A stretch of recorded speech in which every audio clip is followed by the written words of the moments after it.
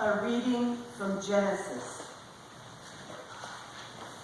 In the beginning, when God created the heavens and the earth was a formless void, and darkness covered the face of the deep, while a wind from God swept over the face of the waters.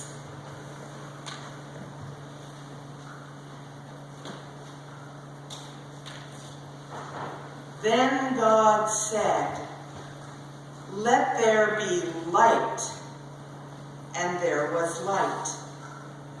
And God saw that the light was good. And God separated the light from the darkness. God called the light day, and the darkness he called night. And there was evening, and there was morning, the first day. And God said, "Let there be a dome in the midst of the waters, and let it separate the waters from the waters." So God made the dome and separated the waters that were under the dome from the waters that were above the dome. And it was so. God called the dome sky. And there was evening, and there was morning, the second day. And God said, "Let the waters under the sky be gathered together in one place, and let the dry land appear." And it was so. God called the dry land earth, and the waters that were gathered together he called seas. And God saw that it was good. Then God said, "Let the earth put forth vegetation, plants yielding seed, and fruit trees of every kind on earth that bear fruit with the seed in it." And it was so. The earth brought forth vegetation, plants yielding seed of every kind, and trees of every kind bearing fruit with the seed in it. And God saw that it was good. And there was evening, and there was morning, the third day. And God said, "Let there be lights in the dome of the sky to separate the day from the night. And let them be for signs, and for seasons, and for days and years, and let them be lights in the dome of the sky to give light upon the earth." And it was so. God made the two great lights, the greater light to rule the day, and the lesser light to rule the night, and the stars. God set them in the dome of the sky to give light upon the earth, to rule over the day and over the night, and to separate the light from the darkness. And God saw that it was good. And there was evening, and there was morning, the fourth day. And God said, "Let the waters bring forth swarms of living creatures, and let birds fly above the earth across the dome of the sky."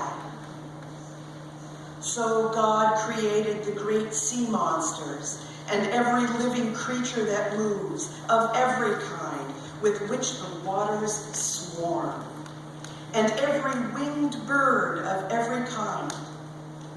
And God saw that it was good. God blessed them, saying, "Be fruitful and multiply, and fill the waters and the seas, and let the birds multiply on the earth." And there was evening, and there was morning, the fifth day. And God said, "Let the earth bring forth living creatures of every kind, cattle and creeping things and wild animals of the earth of every kind. And it was so. God made the wild animals of the earth of every kind, and the cattle of every kind, and everything that creeps upon the ground of every kind. And God saw that it was good.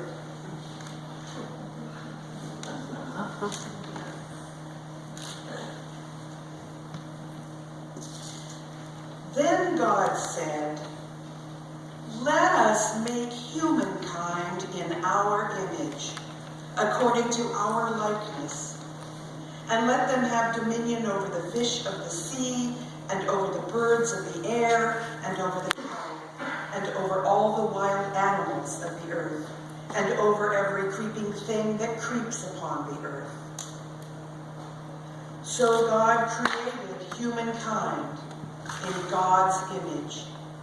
In the image of God, God created them. Male and female, God created them.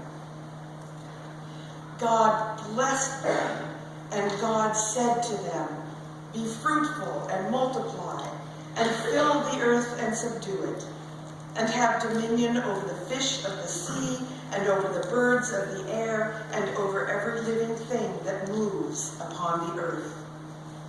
God said, "See, I have given you every plant yielding seed that is upon the face of all the earth, and every tree with seed in its fruit. You shall have them for food. And to every beast of the earth, and to every bird of the air, and to everything that creeps on the earth, everything that has the breath of life, I have given every green plant for food." And it was so. And God saw everything that God had made, and indeed it was very good. And there was evening, and there was morning, the sixth day.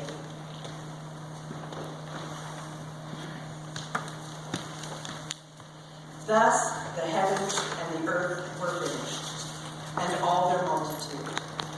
And on the seventh day, God finished the work that God had done.